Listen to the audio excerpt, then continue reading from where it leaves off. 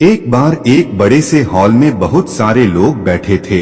वहां पर दुनिया का एक बहुत ही बड़ा स्पीकर आने वाला था और सब लोग उनकी बातें सुनने के लिए वहां पर आए थे। लगभग 10 मिनट के बाद वह स्पीकर स्टेज पर आ जाता है और वह बोलता है कि अगर आपने मेरी बात ठीक से सुन ली और समझ ली तो आपकी जिंदगी पूरी तरह से बदल जाएगी।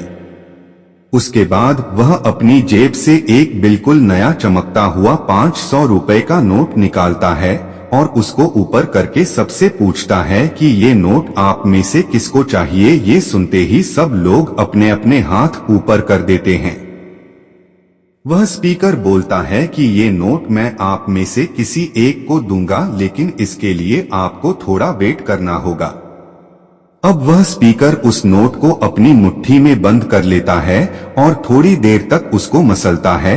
अब उस नए नोट में सल पड़ जाते हैं और वह थोड़ा पुराना सा दिखने लगता है और वह एक किनारे से थोड़ा फट भी जाता है।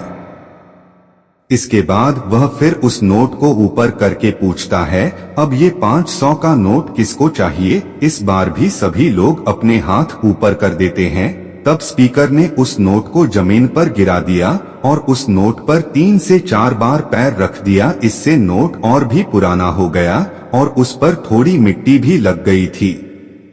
फिर उन्होंने उस नोट को ऊपर किया और पूछा कि अब बताओ, अब इस नोट को आप में से कौन लेना चाहता है। और इस बार फिर सबके सब ने अपने हाथ ऊपर कर दिए।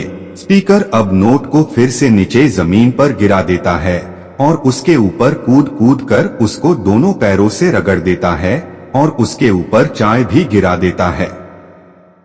अब नोट इतना गंदा हो जाता है कि उसको पहचानना भी मुश्किल होता है। कोई भी उस नोट को देखता तो यही बोलता कि अब ये सिर्फ एक गंदा कागज का टुकड़ा है, अब यह बेकार है, इस दुनिया में इसकी कोई वैल्यू नहीं है। स्पीकर ने एक बार फिर उस नोट को उठाया और ऊपर करके सबसे पूछा, अब इस नोट को कौन लेना चाहता है। और इस बार भी सबके सब ने अपने हाथ ऊपर कर दिए। कितना भी गंदा पुराना मिट्टी में सना हुआ चाय का दाग लगा हुआ हो, लेकिन अभी भी वह 500 रुपए का नोट ही था। जिंदगी कई बार बड़े बड़े झटके देती है। आप एग्जाम में फेल हो जाते हो या जॉब के इंटरव्यू के बाद आपका सिलेक्शन नहीं होता। जब आपका बुरा समय चल रहा होता है और आप सिचुएशन का सामना कर रहे होते हो, उसके बाद आपको लगने लगता है कि आप सफलता के लायक ही नहीं हैं। आपको लगता है कि दूसरे लोग आपसे बेटर है और आप किसी काम के नहीं हो, आपकी कोई वैल्यू नहीं है। हमेशा याद रखो, इससे कोई फर्क नहीं पड़ता कि आपने कितनी बार सिचुएशन का सामना किया है, आप जिंदगी में कितनी बार फेल हुए हो, आपकी वैल्यू हमेशा वही रहेगी जो पहले थी। आपके पास कुछ खास है जो दूसरों के पास नहीं है और ये कोई भी आपसे छीन नहीं सकता। अब तक सक्सेस नहीं मिलने से आपकी वैल्यू कम नहीं हुई है। आप अभी भी अपने बारे में कितना भी लो फील कर रहे हो, उससे कोई फर्क नहीं पड़ता। जो लोग आपको अच्छे से समझते हैं वो लोग आपके वैल्यू को उतना ही मानेंगे जितना पहले मानते थे। तो अपनी वैल्यू को समझो और कुछ बड़ा करके दिखाओ।